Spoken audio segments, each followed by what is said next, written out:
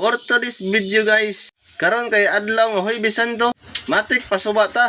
Kining pag-anhin na mo sa suba, dili lang kay Huwebes Santo, kundi birthday pod ni sa among silingan og akong sangay. Shout out nimo diha ngay og happy birthday. Kining pag-abot-abot namo diri sa suba, perting lingawa jud kaayo namo. Kay dili ra isa o duha perting daghana namo. Matik kay wala pa man sugdan aw manglabas ami. Og sa akong pagvideo, perti mang lingawa sa mga bata nga nangaligo. Nang hagis man dayo kindi sa asawa sa nag-birthday nga si Anel Comeros nga konsehal diri sa Dabiak. Aw matik ang mga bata perti pong lingawa. Unya kay layo ba ng uban, aw gipaanod na lang para makuha po sa uban. Ug ako pong ipakita ninyo kining gitabukan sa motor, mao din ni hanging bridge paingon sa barangay Karupay. Og sa among pagpaabot, shout out dayo ko ni Kuloy. Perting si Awa. Og napay atubangan, perting dakuha.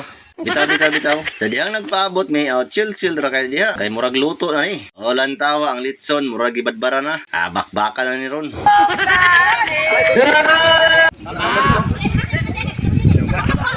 Yan doy. Alam. Ay, mami ko, wala ka mo katunay. Wala ka mo karon.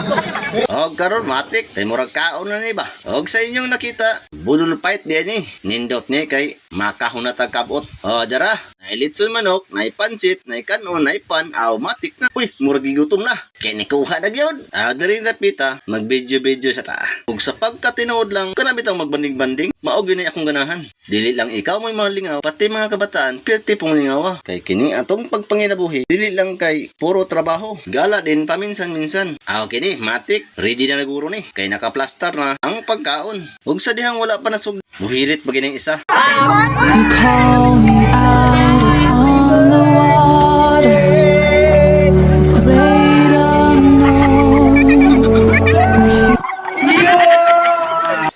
Matik, abanti na ta. Kay kao na, taong dagwayo, perting si pata. Matik po ng uban diya, lingaw pod kayo. Kay mga mga importante, basta buhi pa ta, maglingaw-lingaw ta. Lantawa, Kaya ang Katipunan Vlog, grabe, kabutan ang Katipunan Vlog. Og diri ra kutob ang akong video. Happy birthday guys, akong sangay, bye-bye.